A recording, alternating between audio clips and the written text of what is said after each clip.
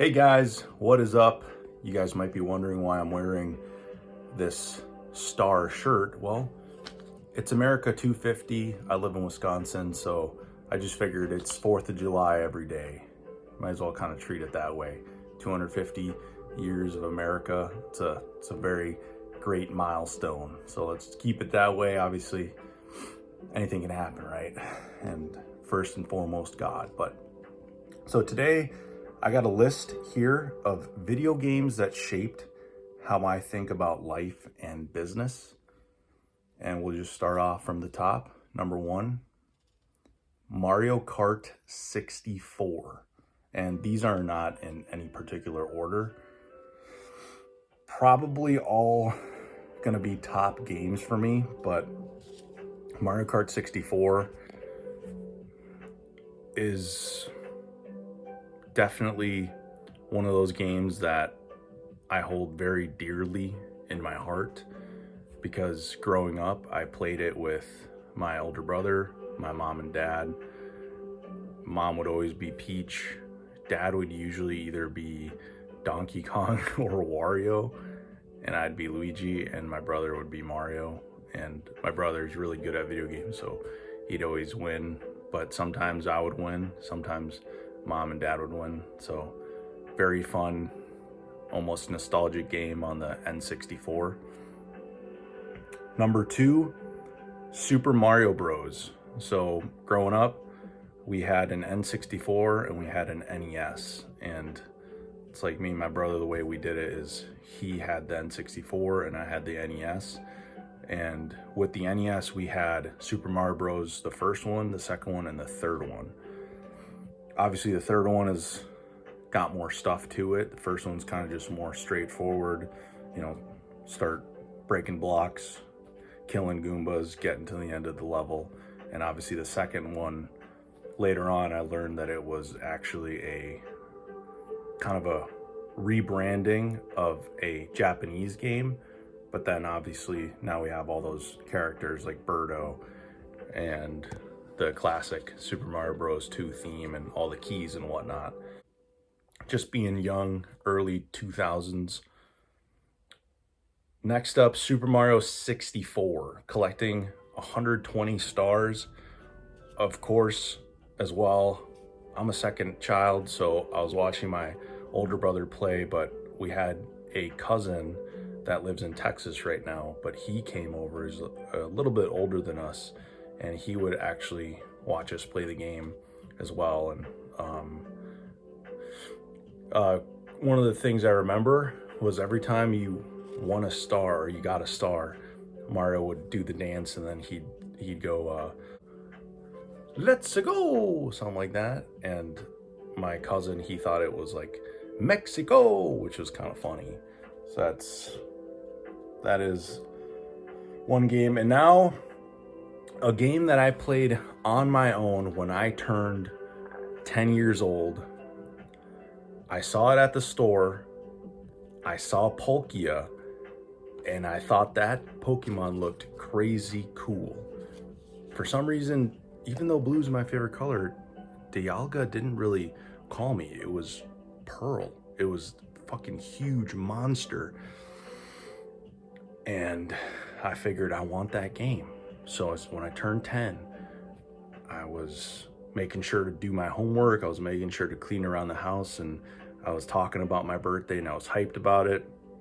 And I said, I want a DS and Pokemon Pearl, please, please, please.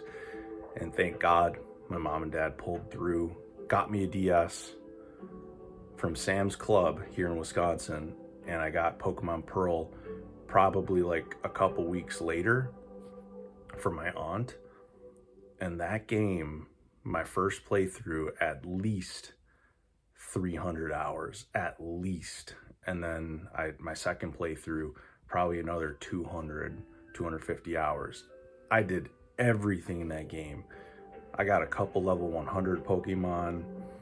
I fucking traded, I battled, I collected. I think I completed the dex.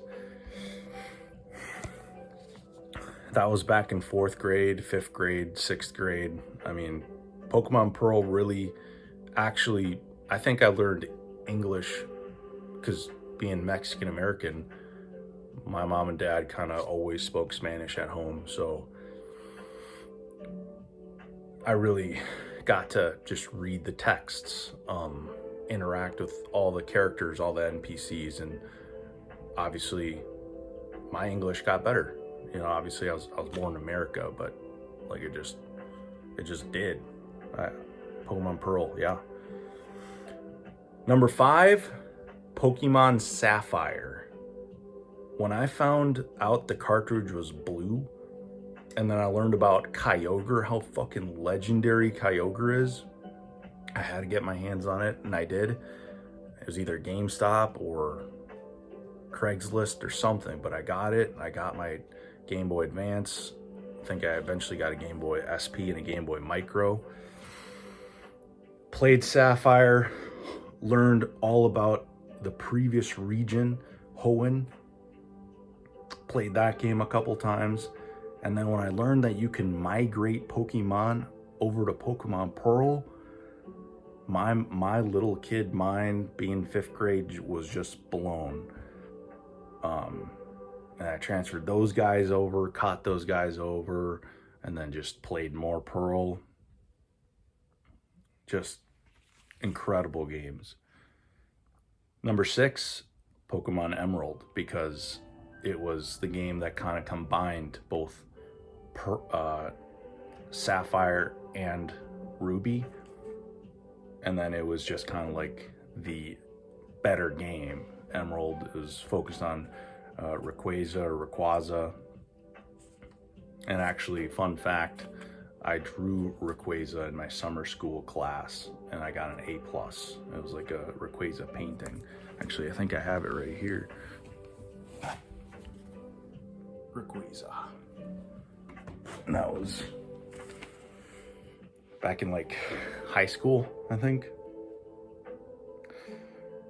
Next up, we got Pokemon Fire Red, because then when I learned that the original games were the Kanto region,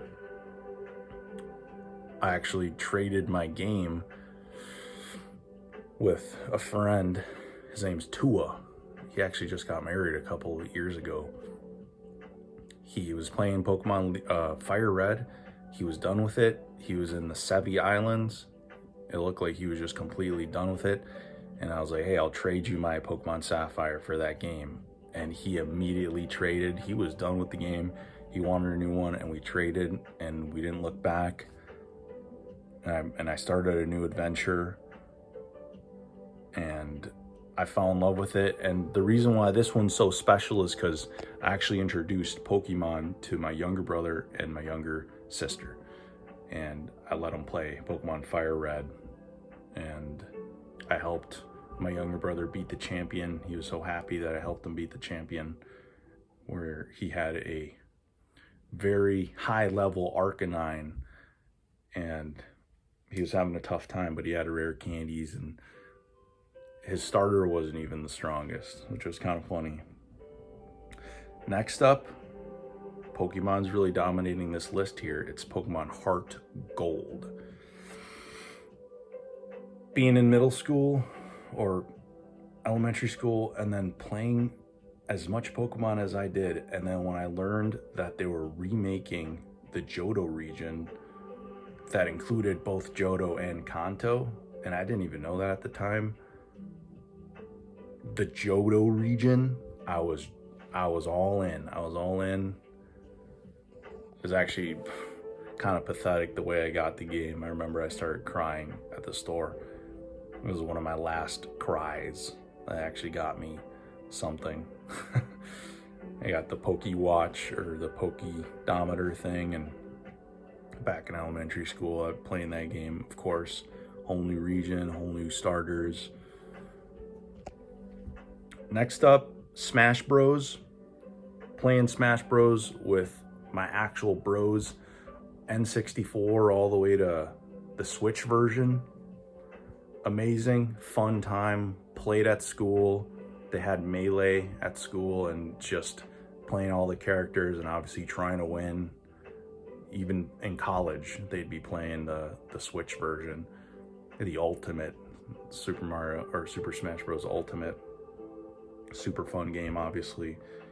And then number 9, The Legend of Zelda Ocarina of Time. When I first played the 3DS version in middle school, I was blown away, like it blows everybody away. I never really knew about Link or Zelda, and eventually I did learn about it. I knew people really loved Link and Zelda, and I said, let's do it, and I did it, and fucking amazing, of course. Best Zelda game there is. And then, of course, being hyped about the new development of the Zelda game installment on the Switch, being really hyped for the Switch back in 2017, and when they had announced that it was going to be a release title, Legend of Zelda Breath of the Wild. That's the number 10th one there. I actually played the game twice. Obviously, Tears of the Kingdom is very similar to it, and obviously played Tears of the Kingdom 2, but it's so similar to Breath of the Wild. So I didn't beat the final boss, but I did for the first 2 playthroughs of Breath of the Wild, and I still remember where they were actually showing it off at an E3 before they announced the Switch, because it was going to be originally on the Wii U, and they did release it on the Wii U. But that game, just obviously being very hyped for it, and listening to Shigeru Miyamoto, he was saying how there was someone that had kind of complained to him, and it really stuck to him, where they loved riding Epona, or Epona, however you want to pronounce it, in Ocarina of Time, but like they ran out of space to ride the horse, and so that really stuck with him, and that kind of almost started Breath of the Wild. Obviously, they wanted to do a crazy game like that, and obviously you can ride your horse anywhere in Breath of the Wild. That is the list 1 through 10. I'll give you 2 bonus ones. Number 1 is going to be the Jak and Daxter series, watching my brother play those, legendary. And then number 2 is GoldenEye 007 on the N64. Playing multiplayer with that game was a lot of fun, and that's a classic one, obviously.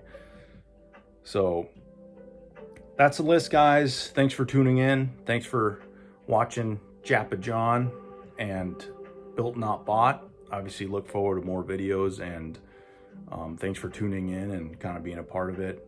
Like, subscribe, comment. Appreciate y'all. Yeehaw!